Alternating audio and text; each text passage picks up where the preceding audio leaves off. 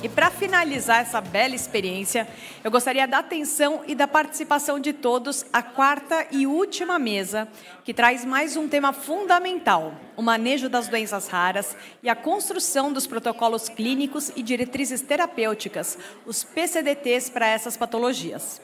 Para conduzir a mesa, eu gostaria de convidar ao palco do WTC a senhora Gabriela Tanus, da consultoria Axia BioLife Sciences International. Seja muito bem-vinda, Gabi. Uma salva de palmas, gente, para a Gabi. Gostaria de convidar também a doutora Andréia Bessa, coordenadora do Jurídico da Casa Hunter e membro ativo da Comissão de Direitos Médicos da Ordem dos Advogados do Brasil de São Paulo. Uma salva de palmas. Mas cadê a torcida organizada agora, gente?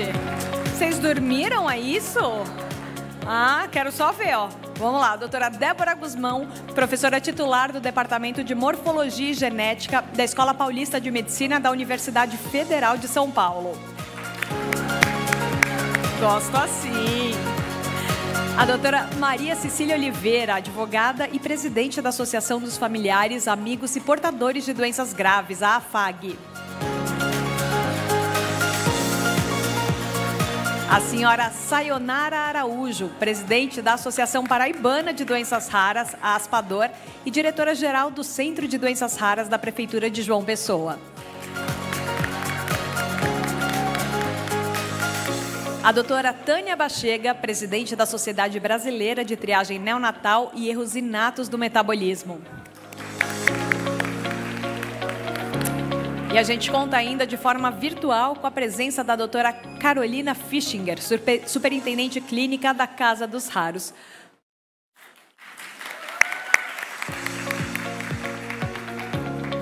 Bom, Gabi, a partir de agora, a condução da mesa é toda sua, fique à vontade. Obrigada. Gente, boa tarde.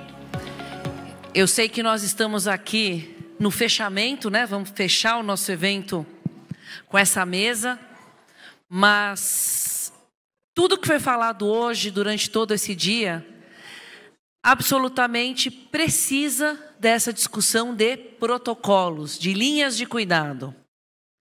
A gente conhece muito no SUS os PCDTs, que são os protocolos clínicos e diretrizes terapêuticas. Mas esse é um instrumento que ele existe quando acontece o que se chama no SUS de assistência farmacêutica. É quando você tem um medicamento que está sendo disponibilizado, usualmente medicamentos de alto custo, né? E você precisa desse instrumento para poder regularizar como a assistência, como o acesso a essa medicação vai acontecer para os pacientes. Esses protocolos, eles não são exclusivos hoje das raras, eles estão dedicados a várias enfermidades que são cobertas pelo Sistema Único de Saúde, com essas medicações de alto custo, mas também envolve também componente básico, porque ele dá, para quem não está familiarizado com o tema, esse protocolo define os critérios de inclusão, o que vai ser dado ao paciente, em que ordem isso vai ser dado ao paciente. Ao mesmo tempo que é importante ter este formato para assistência farmacêutica, nós temos que lembrar que 90% ou mais das doenças raras não têm um tratamento farmacológico ainda, né? Ainda não tem. Então, se a gente for pensar no instrumento do PCDT, ele é, para esses casos, ele talvez não seja, né, ou não é, adequado para esse tema. Então, a ideia aqui para a nossa conversa é a gente falar um pouquinho além dessa discussão do PCDT, porque ele é um instrumento de assistência farmacêutica, a gente começar a falar realmente da linha de cuidado para os pacientes. Porque mesmo quando a gente tem esse PCDT, a partir do momento que o paciente recebe a medicação e vai para a casa dele, o controle, pela própria regra do SUS, o controle está lá na ponta, né, no médico ou no centro que está fazendo a assistência àquele paciente. O que é bom, por um lado, porque dá autonomia para os centros definirem qual é a melhor forma, como eles vão atuar junto a esse grupo de pacientes que eles estão tratando. Por outro lado, quando a gestão do SUS vai fazer a decisão de incorporar alguma coisa ou de avaliar algum novo protocolo, uma nova cobertura, quem está tomando essa decisão lá tem poucas informações a respeito de como está sendo feito o cuidado desse paciente. E muitas vezes toma decisões que não são, do ponto de vista meu pessoal, às vezes que não são boas para o paciente, né? E aí, dando todo esse detalhe, né? É importante a gente agora fazer esta amarração nesse final de mesa, né? Antes de continuar, que a gente vai passar agora depois para as perguntas para vocês, né? Eu preciso chamar um vídeo, que é o vídeo da Nadia Hanin Abdul Latif. Ela é presidente da Malaysian Rare Disease Society e ela fez uma declaração especial para o nosso evento. Depois volto com a doutora aqui na nossa tela.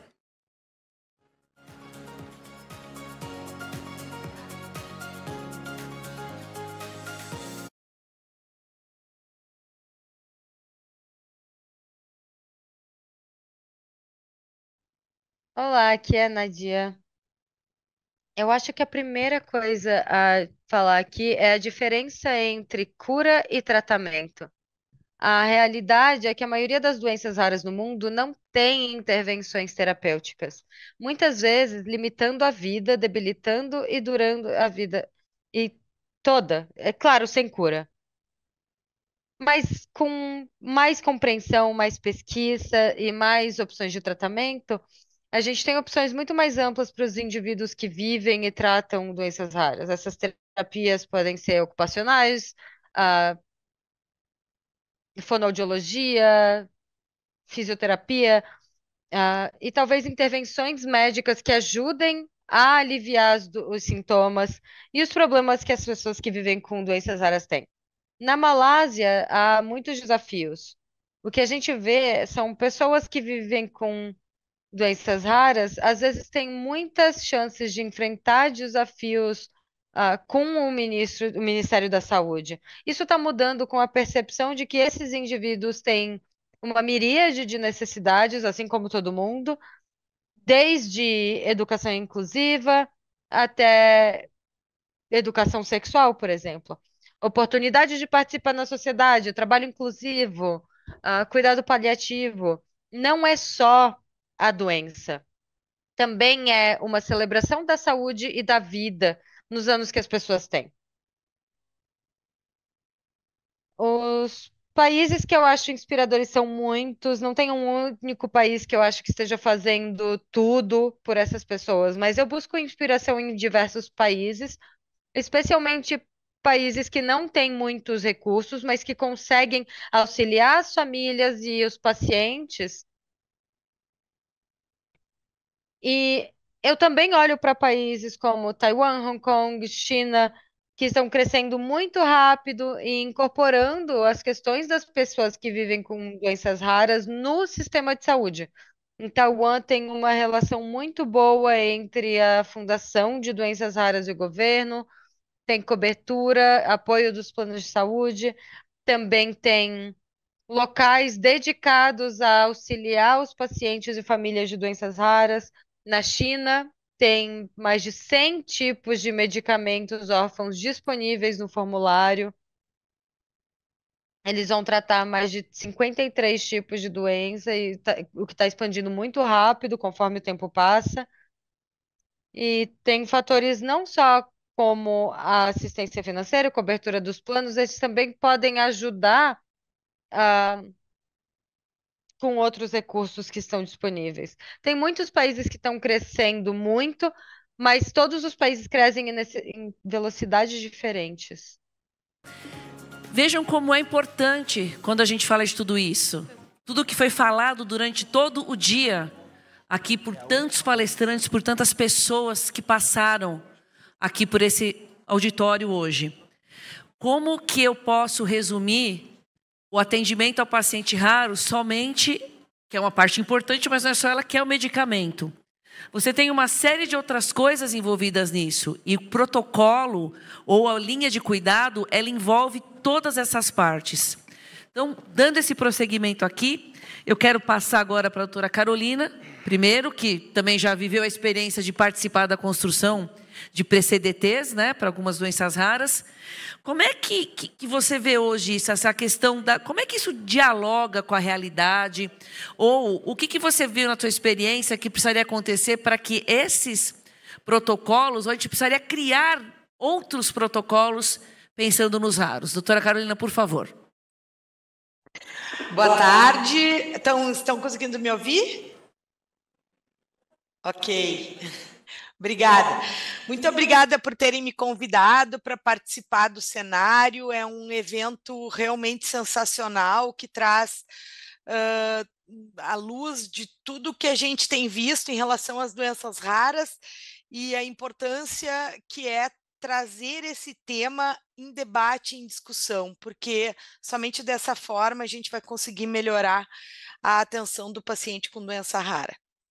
A pergunta específica se refere à questão da construção de um protocolo clínico de diretriz terapêutica e a experiência que se tem em relação a isso. A minha visão, né, é que todo o processo da construção do protocolo clínico, ele está muito bem embasado em todas as suas etapas e toda a sua condução.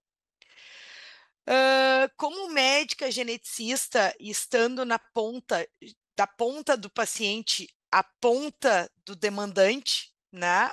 Então, eu posso ter algumas opiniões a respeito disso, porque tenho a vivência do dia a dia do que significa isso na vida do paciente. E eu acho que quando a gente fala em doenças raras, existe o marco teórico e o marco prático. O marco teórico é aquilo que a gente imagina e que a gente constrói para tentar ser o ótimo. Mas o marco prático, ele acaba distanciando muito do marco teórico.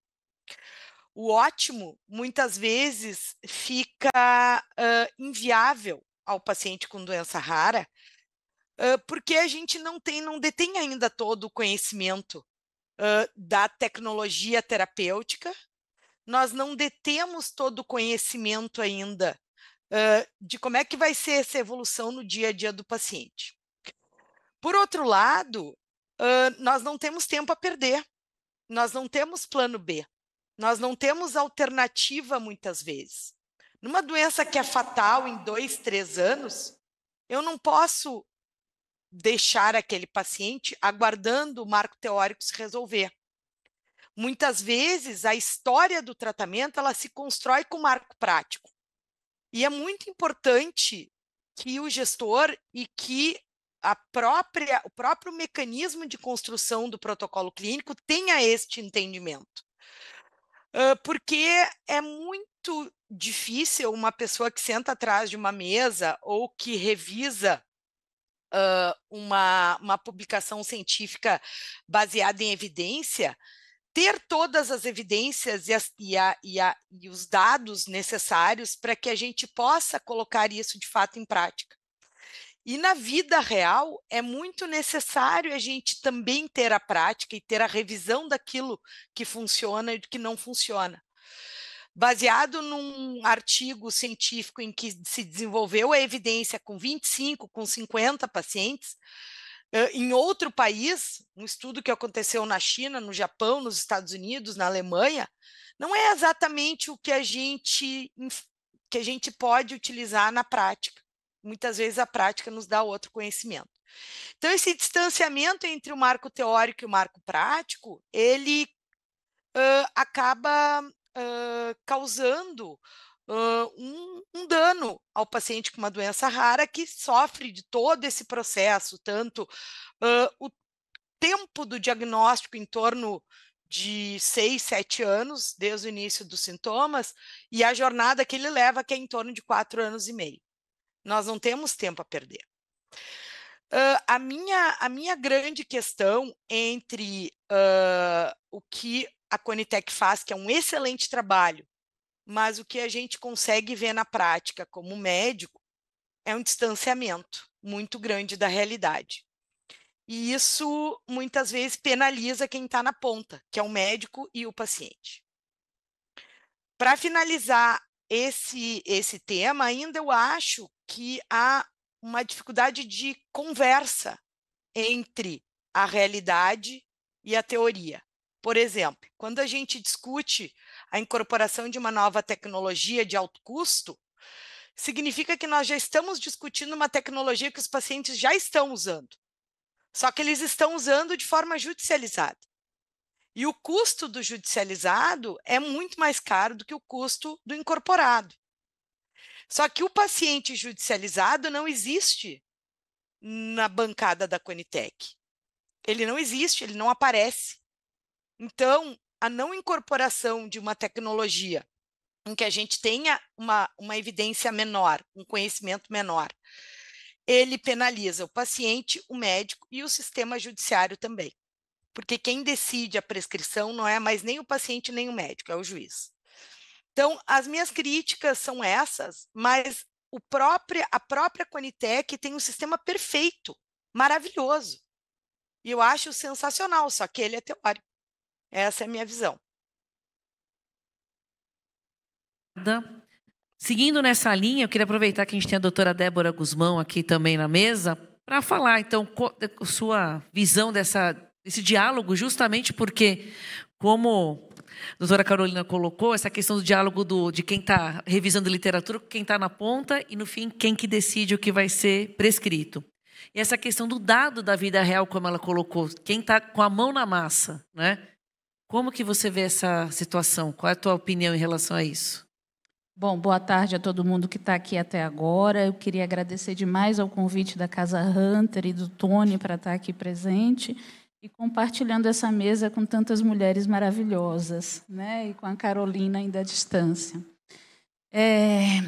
A minha experiência como médica geneticista, eu sou médica geneticista e eu trabalho atendendo pessoas com doenças genéticas raras há 27 anos, assim como a Carolina, né?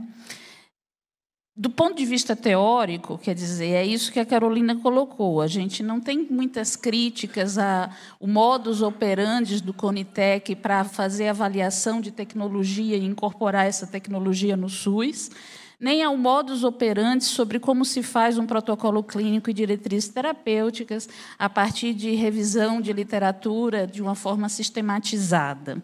Aí a gente tem algumas dificuldades relacionadas a doenças raras, porque as evidências no campo das doenças raras, elas normalmente são poucas e muitas vezes elas têm um grau, uma fortaleza, uma robustez que não é perfeita, né? Porque um estudo ideal para você, a partir dele, apreender um grau forte de evidência científica, que seria um ensaio clínico randomizado, muito difícil de ser conduzido sobre uma amostra de pacientes com doenças raras. Agora, eu acho que muito importante o que foi colocado aqui, inclusive pela colega da Malásia e também por você, é o fato de que doença específica, tratamento específico, para doença rara, isso está presente em 5% das doenças genéticas raras. Em 95% das doenças genéticas raras, a gente não tem tratamento específico, o que não quer dizer que não tem tratamento, né?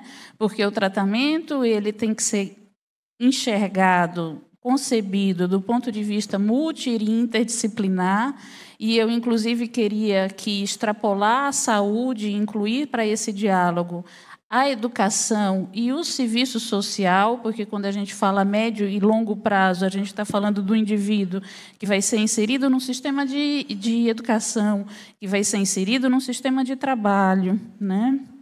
E tudo isso, quer dizer, essa abordagem mais ampla da vida do indivíduo fora do sistema de saúde também deveria ser contemplada. E, nesse sentido, eu fico me questionando se não é o momento da gente pensar realmente, talvez o nome não seja protocolo clínico e diretriz terapêutica, porque, da maneira como o Ministério da Saúde entende os PCDTs, eles são instados a partir da incorporação de uma tecnologia biológica dura no sistema de saúde. Mas se a gente não tem que pensar em linhas de cuidados, também pensando na incorporação de tecnologias que não são tão duras, que não são biológicas, que não são terapêuticas, no sentido de tratar a doença de forma específica. Por exemplo, o aconselhamento genético é uma metodologia e é uma tecnologia relacionada a cuidado de saúde que, idealmente, todos os indivíduos com doenças genéticas raras deveriam ter acesso, mesmo naquelas situações em que você não tem um tratamento específico, uma reposição enzimática, uma técnica de edição gênica, né? E é um tipo de tecnologia que não é tão de alto custo assim, né? Depende mais do recurso humano do que de recursos instrumentais tecnológicos, no sentido do que a gente entende como tecnologia dura, como uma tecnologia biológica de alta performance. Então, eu queria talvez instigar esse diálogo, porque quando a gente faz genética, há muito tempo a gente sabe que existe uma coisa que chama medidas antecipatórias de cuidado clínico. Quando você dá um diagnóstico de um indivíduo de uma doença genética, você sabe que existem melhores condutas que podem ser tomadas no segmento longitudinal desse paciente, que vão modificar a história de vida e a qualidade de vida desse paciente. E aí eu queria trazer aqui, inclusive, um outro elemento que, só para concluir minha fala e passar para frente, mas que acredito que vai voltar nessa mesa, que é a ideia de que o Brasil é muito desigual e é um país continental. Uma coisa é um paciente com uma doença genética rara estar em segmento em São Paulo ou no Rio Grande do Sul, outra coisa é estar nos rincões do nosso país. E, muitas vezes, esse segmento é feito na atenção básica, na atenção primária à saúde. Então, protocolos que orientassem o segmento longitudinal desse indivíduo, inclusive quando ele não necessariamente tem acesso a um especialista de ponta em genética, que está mais habituado a lidar com essas condições, né? Então, nós vamos voltar nisso daqui a pouquinho, mas é super importante o que você está colocando. Porque, assim, eu sei que evento biológico ninguém prevê, mas vocês, como especialistas, como geneticistas, dá para entender ou dá para prever o básico que vai acontecer com aquele paciente. Por que não ter, justamente, uma orientação com linhas de cuidado para saber para onde que isso pode, de alguma forma, ir? É isso que estou entendendo de vocês, né? É isso que você está entendendo da minha fala, perfeito. Beleza. Então, tá bom, vamos continuar aqui, aproveitando que a doutora Tânia também, da Sociedade Brasileira de Triagem Neonatal e Erros Inatos do Metabolismo. Essa pergunta aqui, para mim, é a pergunta que eu estou me fazendo desde a hora que teve a implementação, né, do teste do pezinho expandido, que vai ter, né, agora, aos poucos vão ser incluídos os testes, esperamos que sim, né?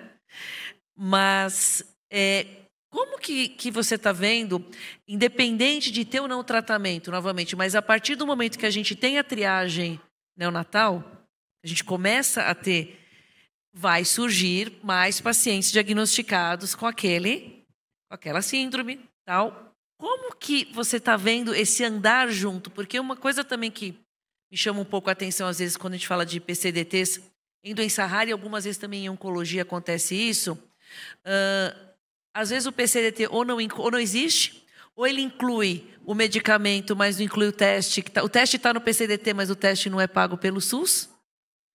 E agora a gente está falando de achar o paciente, mas e aí? Legal, achei o paciente. O que eu sei que é o primeiro alívio para a família é saber o que a criança tem. Mas e a segunda parte, que é o que fazemos? Como você está vendo andar em paralelo isso? Está me ouvindo? Primeiro, muito obrigada pelo convite. É uma honra estar aqui de novo. E o que eu disse no evento da Casa Hunter de dezembro, né, parabenizar o Tony e a equipe, porque o Tony é um agregador. E para a gente andar na linha de cuidados das doenças raras, nós temos que interagir. Não podemos estar cada um trabalhando no seu núcleo. E é de eventos como esse, com todos os segmentos, as associações de pacientes que a gente precisa.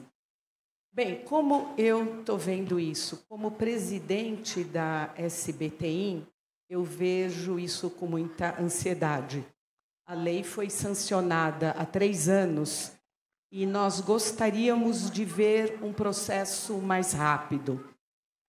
A SBTIM, já na gestão da minha antecessora, Ana Maria Martins, trabalhou muito no projeto de lei, auxiliando. a torná-lo sustentável, dividido em fases por grupos de doenças que se assemelhariam no método diagnóstico. E a lei acabou sendo sancionada na minha gestão. Bem, o que eu posso falar, dar um exemplo da primeira expansão, 2012, hiperplasia adrenal congênita, deficiência da biotinidase. Temos PCDT. E aqui o tempo todo a gente está falando custo, medicação para raro custo. Eu trabalhei muito, que é a minha área de atuação, para hiperplasia ser incorporada, e foi. Nós temos um PCDT, 14 anos. Até hoje, nós não temos hidrocortisona. Até hoje, nós não temos fludrocortisona. De outubro a janeiro, nós estivemos na pior crise do Brasil. O paciente sem essa medicação pode morrer, não havia no mercado. E nós estamos falando a medicação que o comprimido custa. A USP São Paulo produz para os seus pacientes. Produz a 20 centavos. Então, a triagem neonatal, vamos escolher as doenças, os PCDTs, ela é tripartite. O Ministério monitora, mas eu acho que precisa ter uma monitorização e uma fiscalização, uma ajuda. O problema existe, a tripartite, como ajudar? Bom, eu estou cansada como SBTIM ou como professora da USP de mandar para o Ministério, precisamos da Fludro, tá? E aí, como SBTIM resolver agir, conseguimos dar um suporte à farmácia da USP para aumentar a sua produção. E a farmácia da USP irá se voluntariar ao Ministério para resolver essa demanda. Espero que essa demanda seja resolvida. Vamos falar, hoje, o doutor João Batista, da Anvisa, falou que a gente precisa ensinar a fazer pesquisa. Precisamos, sim, ensinar a fazer pesquisa. Precisamos incentivar a pesquisa. E agora eu falo como professora livre-docente da USP. Eu fiz um trabalho do que foi falado aqui hoje, custo-efetividade. Então, essas doenças que têm tratamentos caros, que precisam ser incorporadas no PCDT, a gente precisa de custo-efetividade. Então, a gente precisa incentivar isso no Brasil. Eu publiquei, anos atrás, um trabalho de custo-efetividade da hiperplasia. Quaisser, como foi falado, quanto custa salvar? Eu nunca vi esse meu trabalho ser usado. E até hoje a gente tem estado que não tem o programa de acompanhamento para hiperplasia de uma doença incorporada em 2012. Então, eu, como contribuinte, é claro que tem muitos serviços organizados. DF já ampliou para mais do que a lei fala. O município de São Paulo já ampliou para 27 doenças. Temos Minas Gerais, temos outros estados, Paraná, de excelência na ampliação. Mas nós não temos hoje equidade nas 7 doenças incorporadas. Falando ainda de expansão, porque a gente está falando dos PCDTs da expansão. Você vê, a gente nem saiu ainda do que já está coberto hoje. É isso que eu estou reparando aqui. Muito rápida. Toxoplasmose. Vai em frente porque está muito interessante, por favor. Toxoplasmose entrou ano passado, mas entrou como um exame, não entrou como uma portaria. E hoje nós sabemos que há bebês que estão tendo diagnóstico tardio depois do primeiro teste alterado. O que nós fizemos como SBTIM? Nós criamos, dou parabéns à minha diretora, Eliane Santos, que criou um mais completo manual de triagem neonatal da toxoplasmose, do primeiro teste ao tratamento. E toxoplasmose tem PCDT, mas nós não temos ainda a medicação para o bebê, na forma da posologia do bebê. Então, como sociedade, nós temos hoje o manual mais completo da toxo, disponível gratuitamente no nosso site. Bom, o que foi falado muito hoje, nós precisamos de dado de mundo real. Nós temos essa visão. E pensando em triagem, nós acordamos para isso 2 anos atrás. Nós, SBTIM, nós temos hoje, passamos pela pandemia, por uma informatização brilhante. Hoje você paga online, não precisa estar com o cartão de crédito. Até hoje, o sistema de captação de dados da triagem neonatal tem problemas em muitos estados. Como ampliar sem ter dados de mundo real? Eu estou cansada de fazer ofício, como resolver o problema, eu não entendo como não resolve. Tá? E não é, para mim, novidade, eu sempre falo isso e a gente manda ofício. Bom, então o que a SBTI fez? Reuniu de uma forma inédita no Brasil, há 2 anos, e esse ano, por 2 anos consecutivos, todos os serviços de referência em triagem neonatal. Nós trouxemos para o Instituto Jô Clemente, que nos ofereceu o anfiteatro, nos ajudou em custos, para saber dados de mundo real como está a triagem. Bom, e nós os trouxemos totalmente subsidiados. Tivemos 100% de adesão, para nossa alegria. Então, nós sabemos de exemplos exitosos. E aí, o que nós vimos? Temos problema na cobertura. Há estado que a cobertura é muito baixa. Na hora que a gente coloca doença grave, que mata nos primeiros dias de vida, a cobertura, o bebê tem que colher o teste precoce. O que nós fizemos como SBTI? Um projeto piloto no estado de Pernambuco para orientar as mães.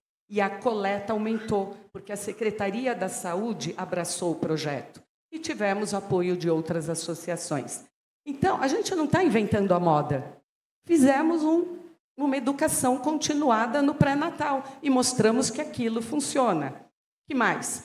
Outro grande gargalo que o encontro dos SRTNs nos mostrou, transporte das amostras. Nós, SBTI, fomos encontrar o presidente dos Correios e mostramos a importância.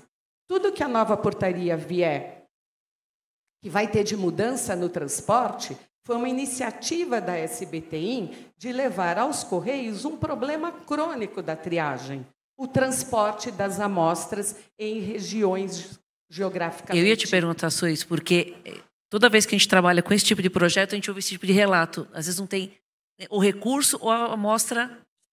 E para não me delongar, levamos tudo isso e fomos muito bem aceitas. Então, o que eu acho, existe uma burocracia que dificulta a comunicação. Um outro problema que foi falado aqui hoje, precisamos educar os médicos, temos que cobrar das faculdades de medicina uma educação em raras. Concordo, mas nós temos um Programa Nacional de Triagem Neonatal, que não é uma testagem, é um programa de saúde que acompanha o bebê até a vida adulta e a gente precisa de uma grade do PNTN na graduação. Eu já tentei, como SBTI, 2 vezes falar com o MEC, não consegui. Então, se vocês me ajudarem, como a gente tem um PNTN, isso não está na grade? Porque o relatório dos SRTNs me mostrou, olha, o pediatra viu o exame alterado, mas como o bebê estava normal, vamos acompanhar. Baseado nisso, nós, em abril desse ano, procuramos o doutor Mário Junqueira, que eu não sei se ainda está aqui, do Conasens. Tá? Porque o Conasens tem uma rede super eficiente de telemedicina, chega na atenção básica. E nós propusemos uma educação. A gente tem que educar o pediatra, o agente comunitário de saúde que vê o bebê em casa, a falar do teste do pezinho. E, por fim, uma coisa que eu aprendi com a campanha de Pernambuco é que os gestores têm muita boa vontade, mas eles não sabem o que é triagem neonatal. E o que nós pensamos? Um projeto de educação de gestores em triagem neonatal. Aí eu sabia que o Tony, com o Dr. Roberto Giuliani e a Carolina Fischinger, na Casa dos Raros, já tinham um projeto de educação em gestores. Eu os convidei, em conjunto com o Instituto Jô Clemente, submetemos à FAPESP e fomos contemplados. Então, agora nós estamos em fase de propor para a Secretaria Municipal de São Paulo. São Paulo vai bem na triagem, a cobertura é ótima, mas A nossa ideia, se o projeto for aceito, é um projeto piloto para ser expandido para o mundo. Porque hoje, com a telemedicina, a gente não pode ficar parado que o Brasil tem uma extensão continental. Então, como SBTIM, eu vou finalizar essa questão. E muito me dá ansiedade que a gente tem que evoluir para a expansão, mas numa expansão que não seja só testagem, sustentável, com responsabilidade e que tenha a inserção do paciente na rede de tratamento com a medicação.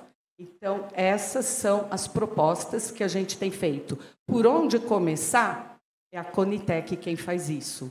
Mas nós estamos à disposição para darmos sugestões, porque nós temos uma equipe de especialistas que fazem triagem, ou de médicos, ou de professores, que muito poderão colaborar. Um adendo. PCDT de AME. A medicação é para paciente sintomático.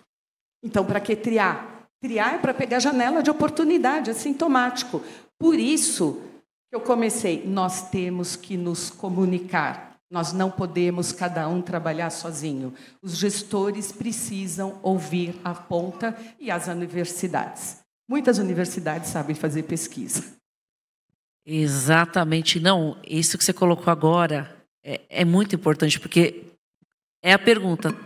Tá bom, conseguiu convencer, fazer educação, levar os pais, aumentar a triagem, fazer o diagnóstico. Se quem está na ponta não sabe nem para onde mandar esse paciente, como é que a gente anda? Então, acho que todos nós compartilhamos a sua ansiedade aqui nesse ponto. Queria aproveitar, então, justamente que falou assim de direitos, de paciente, de Conitec, passar aqui para a minha parceira aqui, para a Andréa. Está há 20 anos, né, como estou na área de direitos dos pacientes. Não, você se formou com 12 anos. Ninguém precisa saber isso. E como é que você vê esse foco? Como é que você vê do lado de quem está fazendo a defesa do paciente, está lá tentando resolver isso? Como é que você vê esse assunto todo? Algumas coisas hoje me preocuparam bastante aqui. A gente sempre está falando do paciente, parece uma figura, algo figurativo, né? Alegórico. Então, assim, eu via tanto o pessoal do governo falando, e o pessoal das farmas, enfim, mas quem é essa figura, o paciente, né? O que esse paciente passa no dia a dia? E aí, quando você fala para o paciente PCDT, você olha para a cara dele e ele fala, quê? Quem? O que é isso? É de comer? É mais ou menos isso. Então, o que o paciente hoje, como que ele se sente quando a maioria das decisões judiciais, um juiz chega, principalmente para a rara, um juiz chega e fala o seguinte, não, está indeferido o pedido, porque no PCDT deste paciente não há previsão de tratamento conforme indicado pelo médico. Olha o absurdo. O juiz determina que, se não há um PCDT para aquela doença, aquele paciente não tem direito ao tratamento.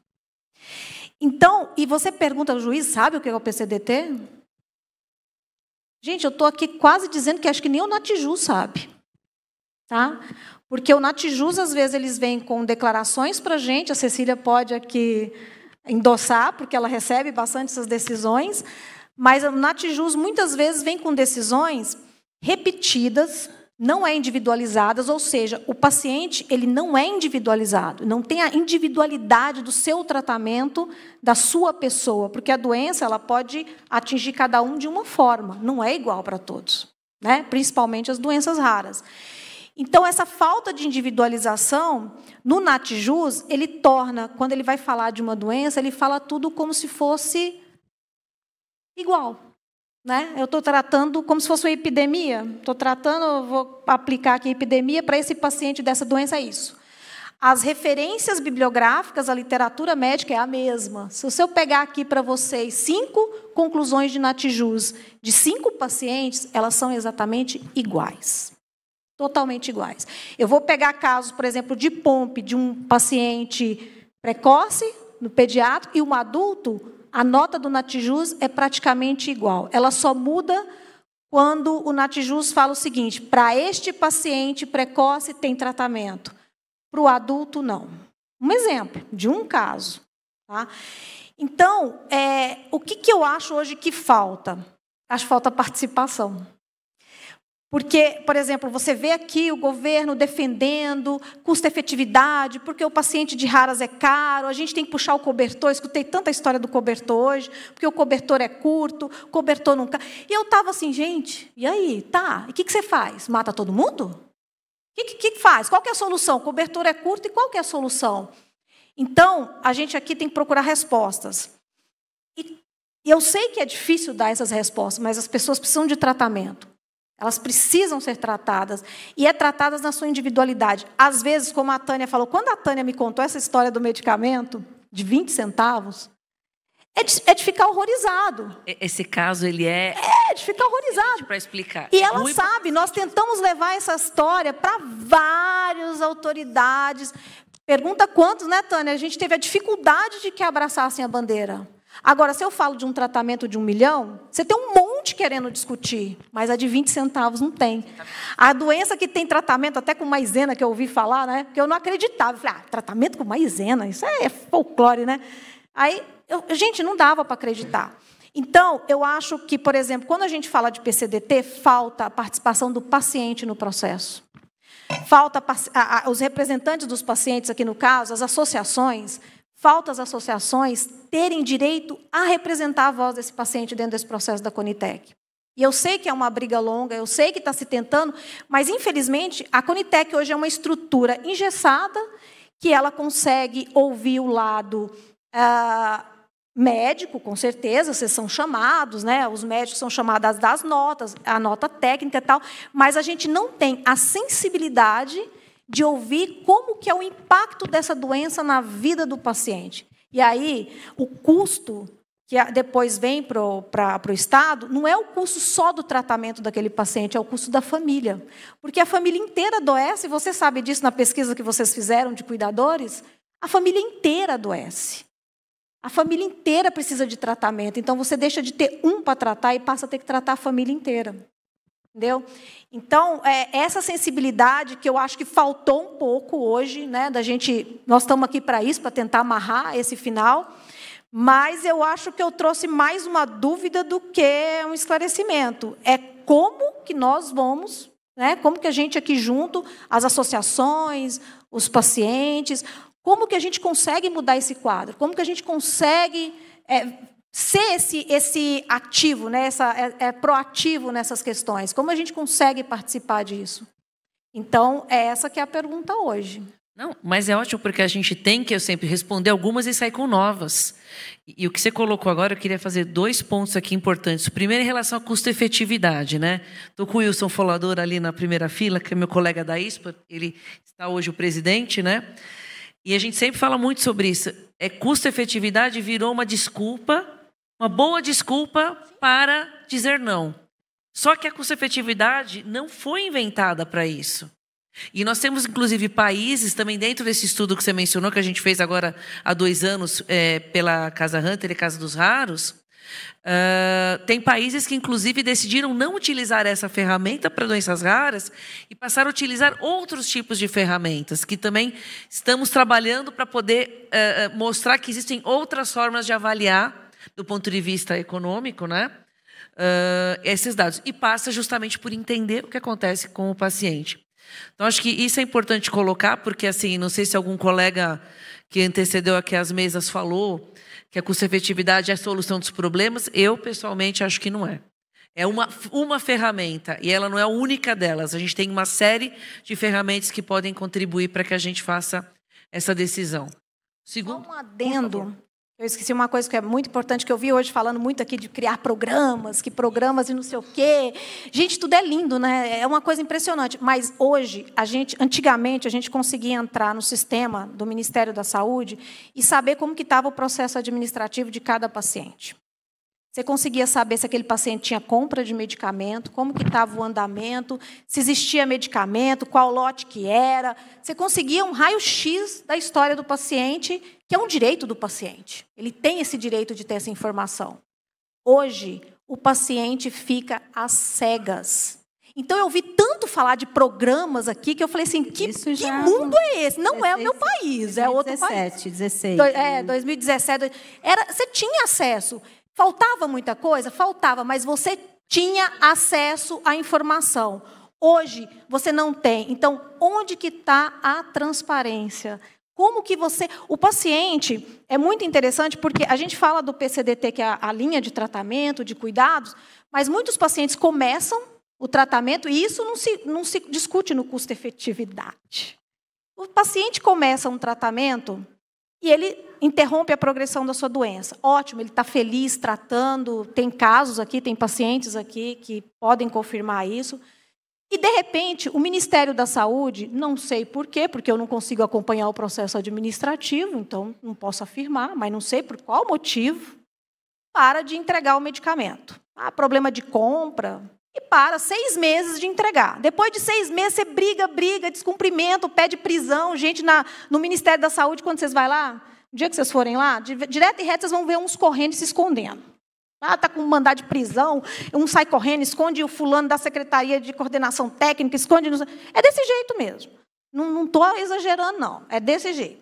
E aí, o que acontece? O paciente volta a receber, depois dessa briga toda, né, depois dessa correria, depois do assessor técnico ser ameaçado de prisão, depois de 6 meses volta a receber o medicamento. Você acha que ele não teve um prejuízo irreparável nesse período de 6 meses? Cadê o custo-efetividade? Quem vai devolver esse período de saúde que esse paciente perdeu?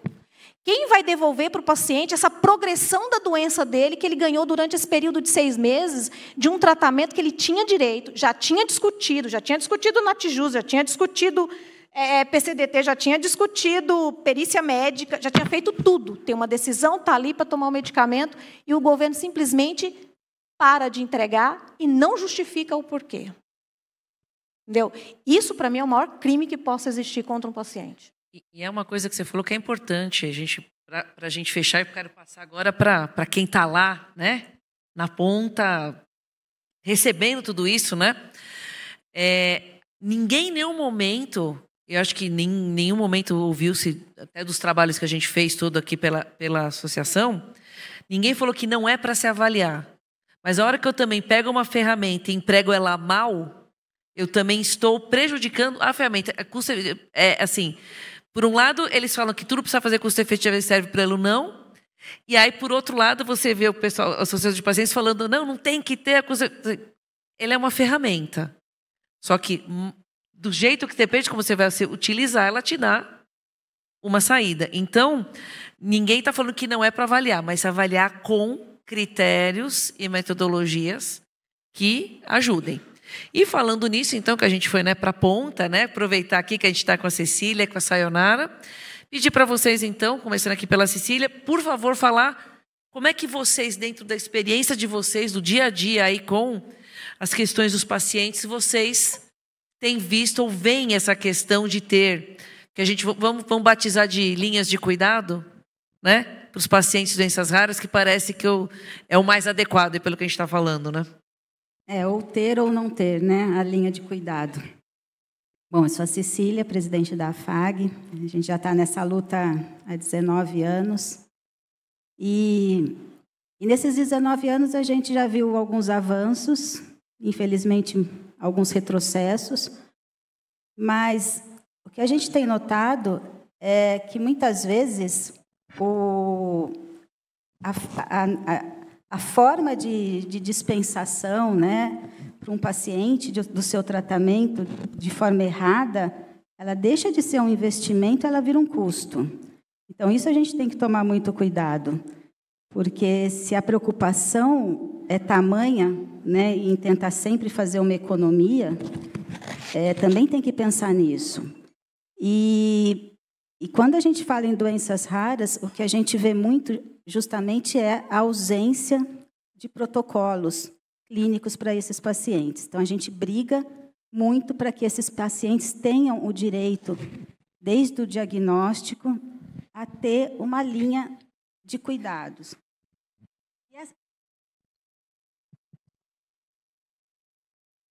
E essa linha, e muitas vezes não é só o tratamento medicamentoso, né? É o tratamento desde o diagnóstico.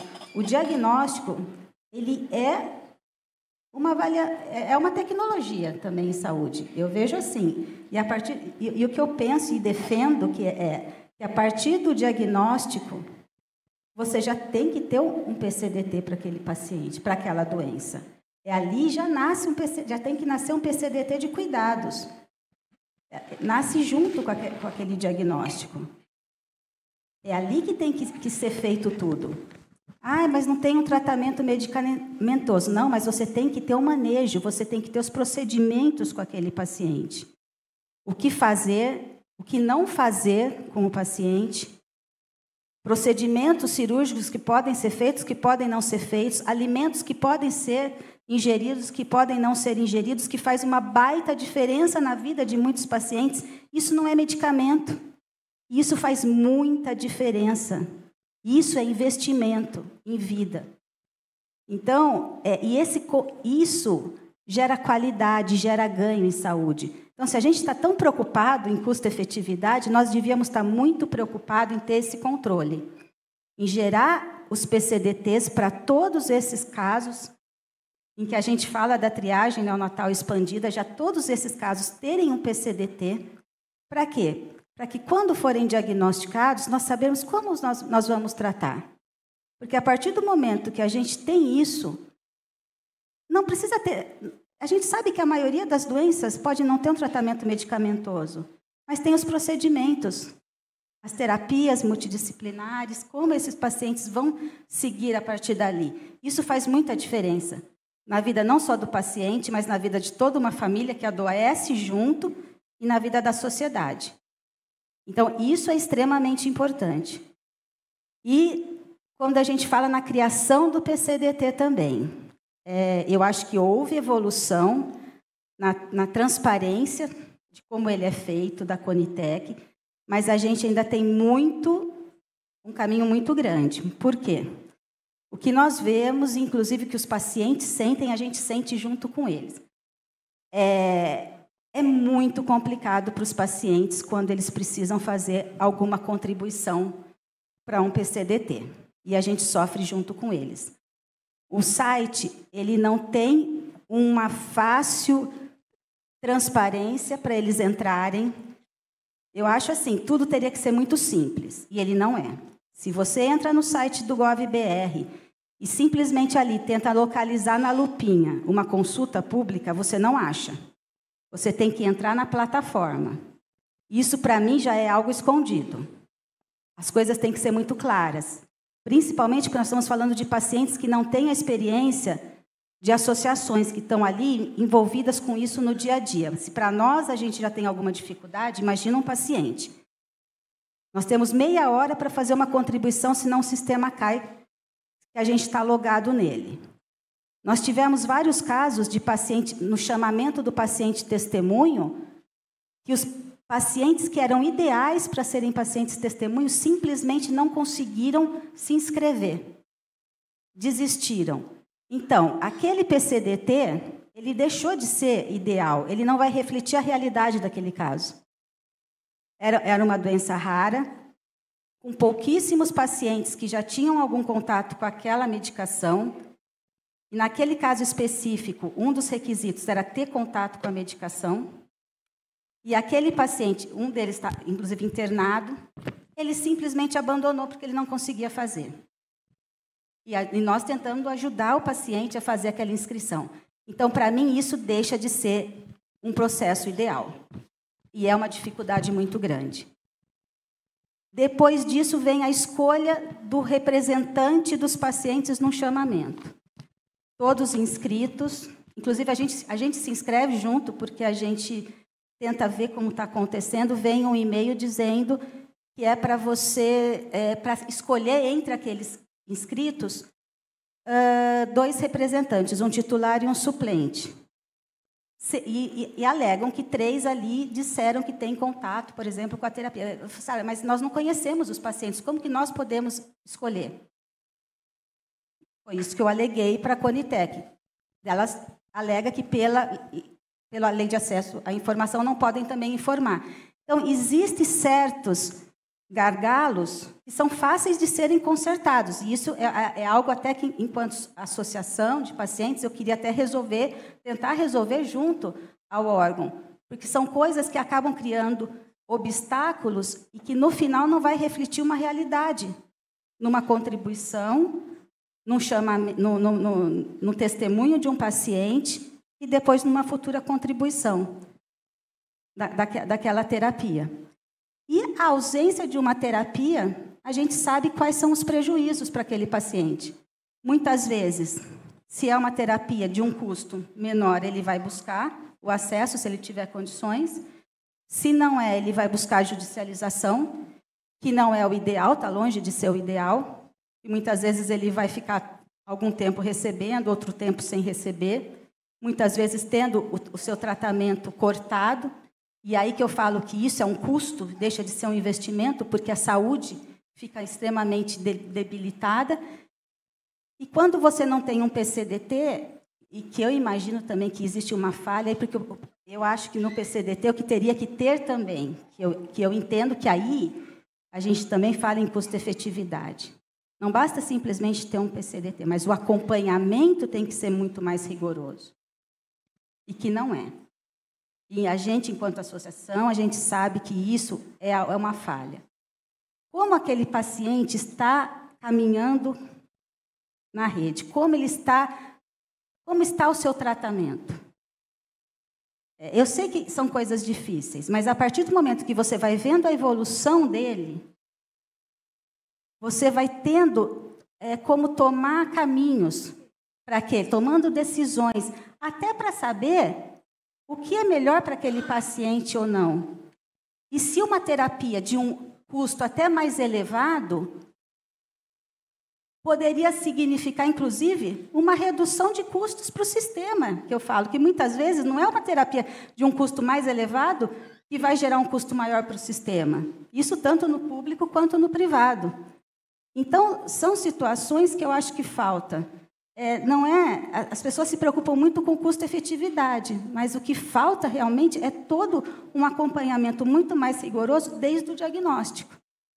E eu acho que se desde o diagnóstico tivesse um acompanhamento, né, e a gente não precisa falar só de tratamento medicamentoso, mas é de toda essa linha de cuidado para esse paciente, eu acho que a gente teria uma realidade e uma história natural daquela doença totalmente modificada para esses pacientes.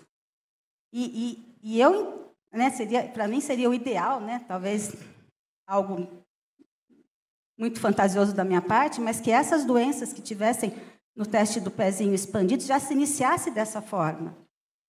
E que foi uma provocação até disso. Que se iniciasse com uma linha de cuidados para esses casos. Porque muitos, inclusive, pensam, para que diagnosticar se eu não vou ter um tratamento? Não, eu acho que todos têm que ser diagnosticados. Porque é com acesso à informação que você vai tratar. Né? Eu acho que sempre é isso. Tem que tomar a decisão. Né? Então, eu acho que... Você falou, para tomar a decisão, senão você está tomando decisão às cegas o tempo inteiro de uma coisa que... É que nem quando você tem o seu orçamento doméstico, né? Sim. Estou gastando muito, mas você não olha onde está indo o dinheiro. E, às vezes, isso é custo. Agora, quando você faz a coisa da forma correta, é investimento. É investimento em vida, em saúde. É isso que eu penso. Sayonara, eu vou pedir para você fazer um complemento aqui, se você tiver algo a mais do que já foi falado aqui. Mas eu queria pedir para você contar um pouco da experiência de João Pessoa na capacitação, tá? Da rede na abordagem de raras. Queria aproveitar o tempo de perguntar isso também. Agradecer a toda a equipe, inicialmente a você também, Gabi, pela deferência com a gente, a todo o grupo que faz a Casa Hunter, que a gente assim fica bem feliz de ter essa oportunidade de discutir assuntos que no dia a dia a gente não consegue. Hoje eu passei o dia inteiro observando o grupo que estava nesse evento maravilhoso. E são sempre os mesmos rostinhos. E isso é uma coisa que me angustia muito. porque não façam conta, por favor. Eu estou há 4 décadas trabalhando com doenças raras, e isso me preocupa muito, porque quando a gente, em todos os eventos, vê as mesmas carinhas, significa que nós não estamos conseguindo fazer um papel importante, que é encantar novos profissionais. E pensando nisso, o que é que João Pessoa tem feito numa contribuição pequena, mas importante?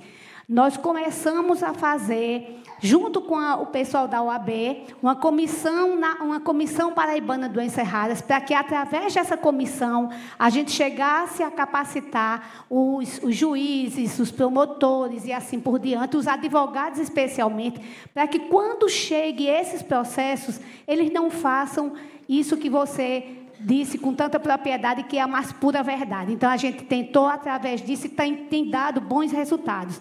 A gente já tem conseguido que os pareceres sejam bem mais positivos do que negativos. Fomos, paralelamente, negociar com a Universidade Federal da Paraíba, do qual eu, graças a Deus, tive o privilégio de trabalhar lá nessas 4 décadas, como assistente social e como professora. Então, isso me deu algum caminhar mais fácil, e nós conseguimos implantar, a partir desse próximo semestre, no 7º período de medicina, uma disciplina optativa de doenças raras e crônicas.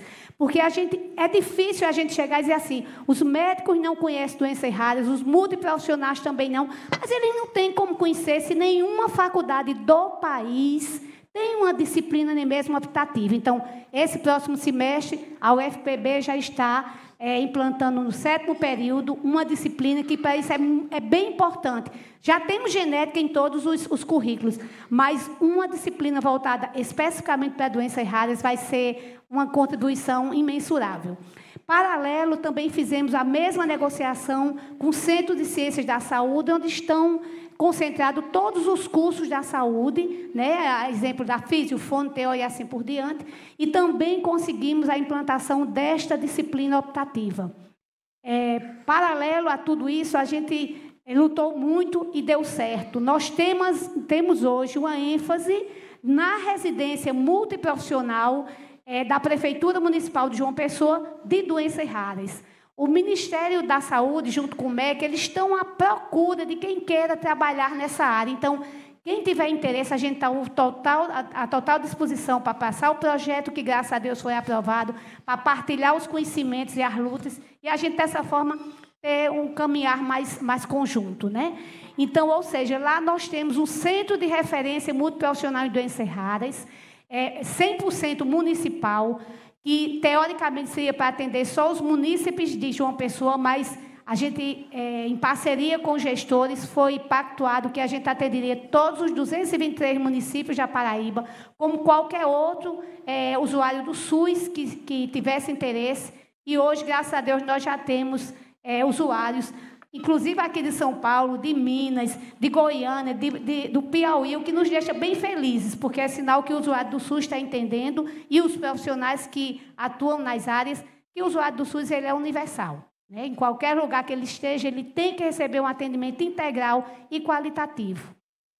Lá nós atendemos não só a parte médica, nós temos 13 especialidades médicas, com muita honra, dentre elas as geneticistas, e temos também toda a equipe multidisciplinar. O paciente, quando vai para lá, ele não é atendido só por um profissional. Ele passa o dia com a gente e passa por todos os profissionais que são interessantes para ele, necessários, de acordo com a equipe. Então, assim, também conseguimos fazer 2 turmas, já estamos finalizando a 2ª turma da especialização, ou seja, uma pós-graduação em doenças raras. Isso é bem importante, porque a gente sabe que a gente precisa se qualificar, né? E já que a gente não está conseguindo isso nas vias normais, a gente tem que se juntar e criar essas vias. Esses cursos são 100% híbridos, né? Então, isso dá condição de todo mundo do país inteiro, se quiser participar. E de cada um desses eventos, a gente lança um e-book, para poder ele ser gratuito e estar lá nas internets da vida. Fizemos agora, em março, a 4ª edição do Congresso Nacional de Doenças Raras. Hoje eu tive o prazer de rever o professor Roberto, que nos prestigiou na primeira edição. Ele nunca me abandonou. Ele foi um dos que me desafiou a fazer toda essa caminhada. Então, obrigada, doutor Roberto, em nome da Paraíba, pela sua participação efetiva dentro dos nossos trabalhos.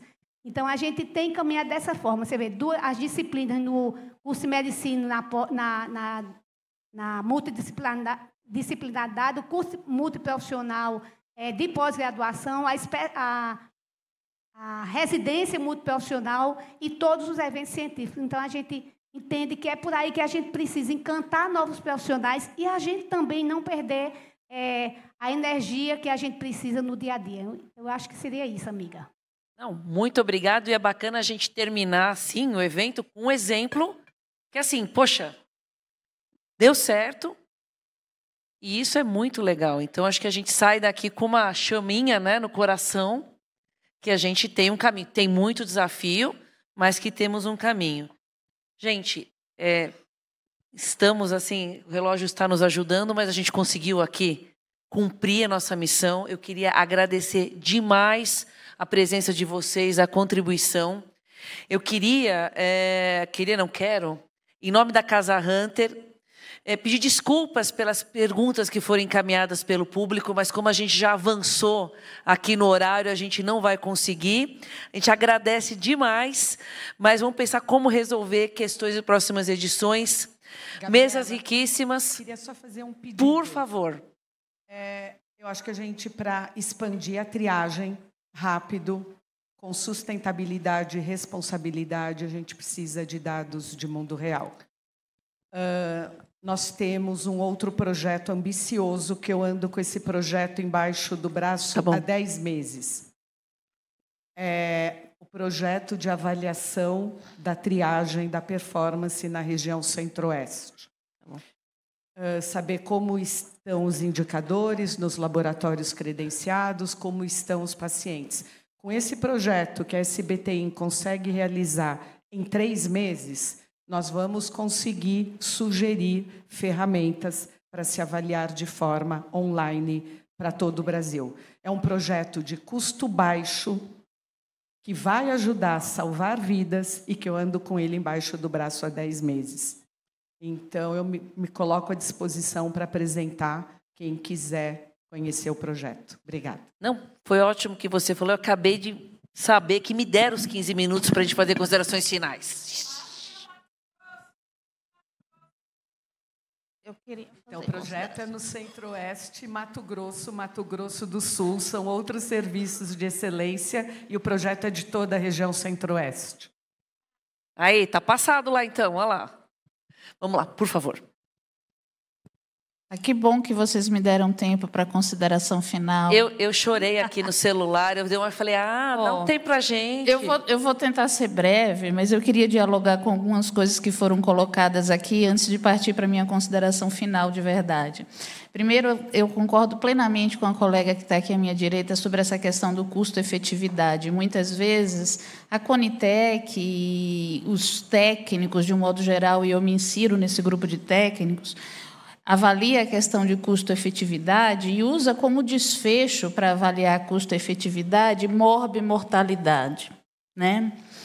E a gente talvez devesse olhar para desfechos diferentes, por exemplo, para a qualidade de vida, para a qualidade de vida familiar, né? Porque há outros desfechos que são importantes na vida de um indivíduo, né? Que não é só adoecer e morrer, mas é se inserir na sociedade de uma forma mais plena. Eu não tenho dúvida de que essa discussão sobre o cobertor é curto, quer dizer, o cobertor é curto. Isso passa por aumentar o orçamento da área da saúde. Entendeu? Eu não vejo outra saída que não seja aumentar o orçamento da área da saúde. E aí cada um de nós tem um papel individual de escolher bem quem são os seus representantes, né? Na Câmara, no Senado, no Executivo, porque a solução passa por aumentar o cobertor. Né? Quem Bom, eu também milito na área das doenças genéticas raras há mais de 20 anos. Muita gente aqui me conhece. Gente, que declaração de idade, gente. Nós estamos bem com esse fim de mês. Opa, aqui. tá tudo certo. É que todo mundo começou aqui com 10 anos de idade. Essa que é a questão. Naquela época podia trabalhar com 10 anos. E estou bastante envolvida com essa questão da educação. Quer dizer, ano passado, a Sociedade Brasileira de Genética Médica e Genômica, da qual eu sou primeira secretária e coordenadora do Departamento de Educação, com o apoio da Febraharas e da Interfarmas, fez uma cartilha muito interessante para discutir genética e doença rara na atenção primária à saúde, né? Mas essa questão de educar o profissional já formado e educar o estudante da área da saúde em particular, e não estou me restringindo à medicina, estou pensando no estudante da área da saúde de uma forma bem ampla. Me toca muito, por exemplo, o quanto que a gente vê nos cursos de enfermagem, que é uma área que tem atuação direta no cuidado do paciente, o quanto que o assunto genética e doença rara é negligenciado, né? Isso é muito complexo, porque o que faz o aluno se encantar com uma determinada área, ele vê o professor atuando naquela área, ele vê o cenário, né, de atenção ao paciente naquela área. Quando está tudo desestruturado, aquilo não faz significado para o aluno e ele não tem interesse em estudar aquilo e, às vezes, não sabe nem que existe, né? Então, veja como que o buraco é mais embaixo, porque a gente tem que habilitar mais serviços na Política Nacional de Atenção Integral às Doenças Raras no SUS, para você ter cenário para o estudante da área da saúde aprender sobre doenças raras na prática, e não na teoria, né? Então, a educação passa por estruturar a rede SUS, né? E você ter cenários de ensino-aprendizado adequados. Eu queria deixar aqui a ideia de que, nesse momento, o Conselho Nacional de Educação está revisando as diretrizes curriculares nacionais do curso de medicina. Agora, final de julho, agosto, haverá possibilidade, a Sociedade Brasileira de Genética Médica está contribuindo com essa revisão, mas, enfim, todas as sociedades médicas, de um modo geral, também estão contribuindo. E agora, final de julho até setembro, outubro, ledo engano, haverá oportunidade de toda a população brasileira contribuir com essa revisão. Então, acho que é muito importante que a comunidade dos raros se articule, né, e mande sugestões para o Conselho Nacional de Educação na hora que tiver. Eu esqueci o nome, não é audiência pública, é consulta pública, isso mesmo. Né? Se articule e mande suas contribuições na área na época que houver a consulta pública, vai ficar aberta por 3 meses, porque é um mecanismo institucional que a gente tem para pressionar o Ministério da Educação no sentido de incluir esse conteúdo minimamente no curso da medicina, né? Veja bem, lá no nosso centro de referência é ponto comum. Nós temos lá residências multiprofissionais lá dentro do centro, nós temos projetos de extensão lá dentro, nós temos residência multiprofissional, que é o que eu digo sempre, não adianta mostrar na teoria se eles não têm na prática um serviço estruturado que encante. A gente tem que encantar essa turma nova. É duro dizer, mas é a dura realidade. Nós já estamos fazendo, todos os meses, nós juntamos 100 médicos da atenção básica lá no centro, no próprio, e porque eu levo sempre para o centro, para que eles vejam o funcionamento, eles conversem com os outros médicos, com os outros profissionais multi, e eu já cheguei a escutar, literalmente, de médicos que têm 20 anos de prática. Eu nunca escutei falar sobre essa patologia. Eu acho ótimo que eles digam, porque no momento que eles dizem, eles estão querendo aprender. Então, normalmente, a gente tem feito essas capacitações com a rede básica constantemente. Vamos começar agora, 1º de julho, com os agentes comunitários de saúde, porque não adianta a gente esconder o sol com a peneira. Quem está dentro da casa de cada um dos pacientes são os ACS. Eles têm condição de nos dar um suporte. A gente não está dizendo que eles vão dizer que é uma doença rara, mas só em pensar que pode ser, como eu digo a eles, mande que eu vou adorar devolver a rede não sendo, né? Agora, se for, a gente precisa descobrir, porque a subnotificação é gigante pelo desconhecimento. E o caminho para a gente diminuir esse desconhecimento é sim residentes, é sim ACS no meio do mundo, é sim capacitações exaustivas, todo dia, como eu digo, todo dia uma capacitação ainda é pouco. Então, eu fico assim feliz, doutora, em saber que a senhora, como a gente, sonha com profissionais qualificados e capacitados, porque não adianta só querer, a gente tem que minimamente fazer.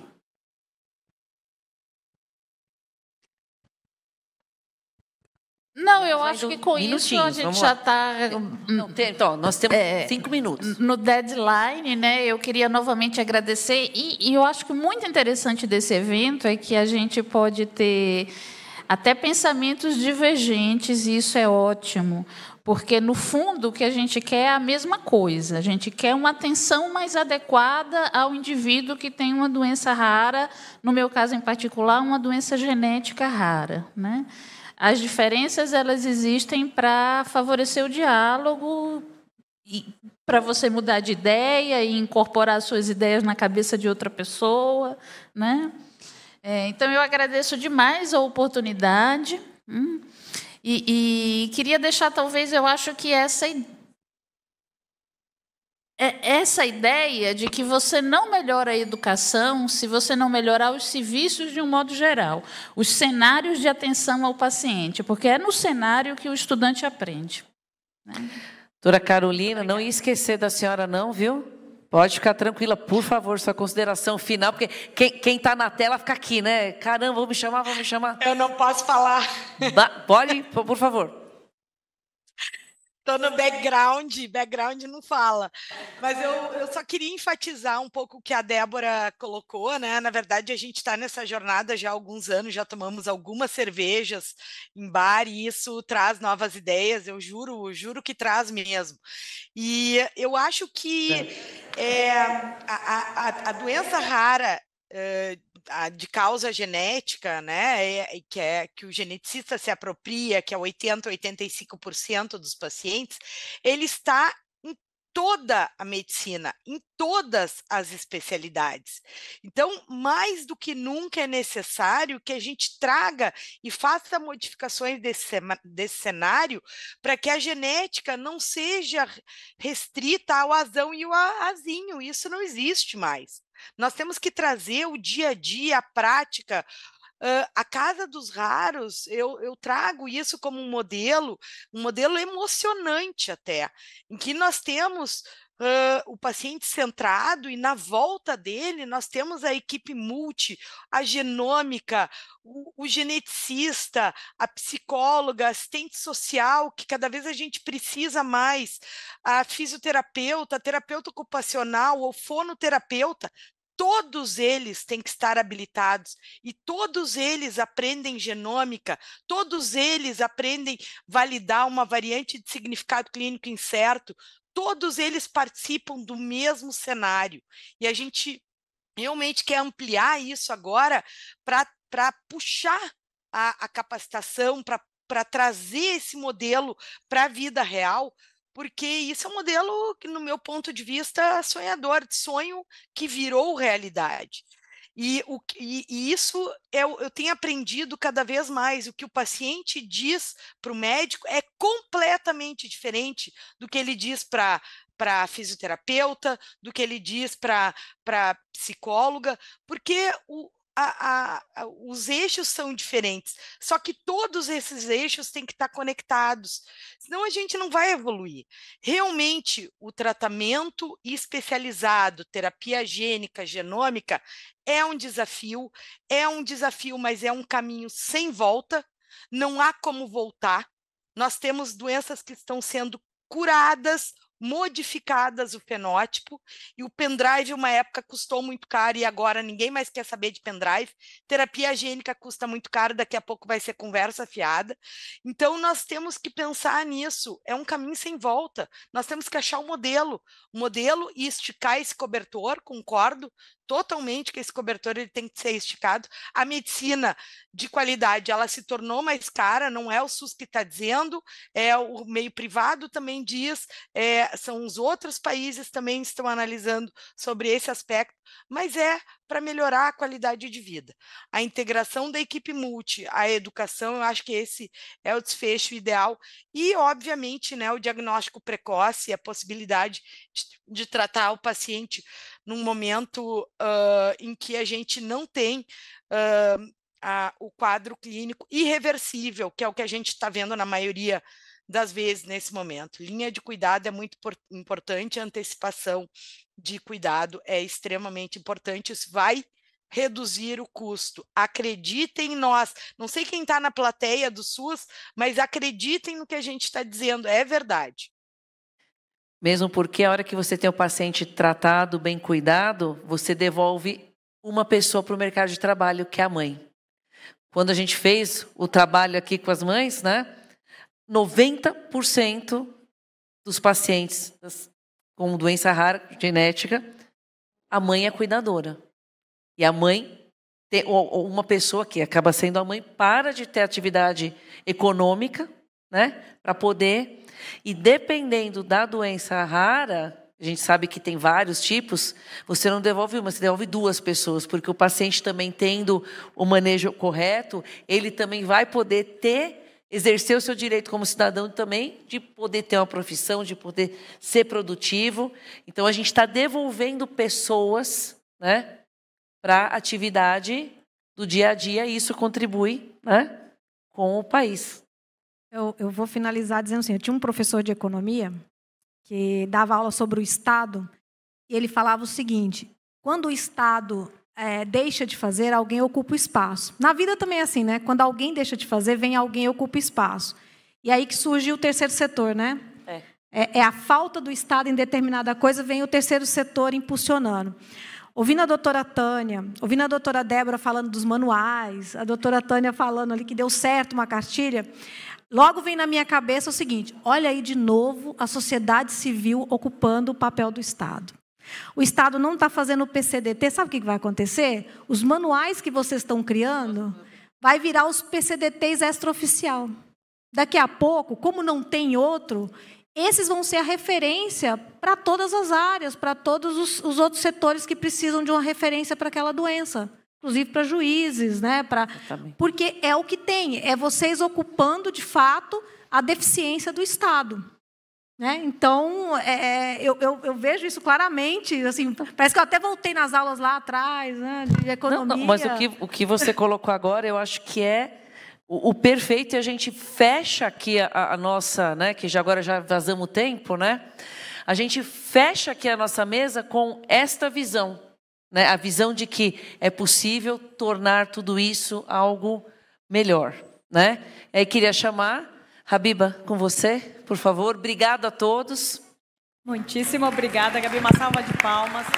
Só vou pedir agora para essa mesa 100% composta por mulheres vir aqui para frente para a gente tirar uma foto.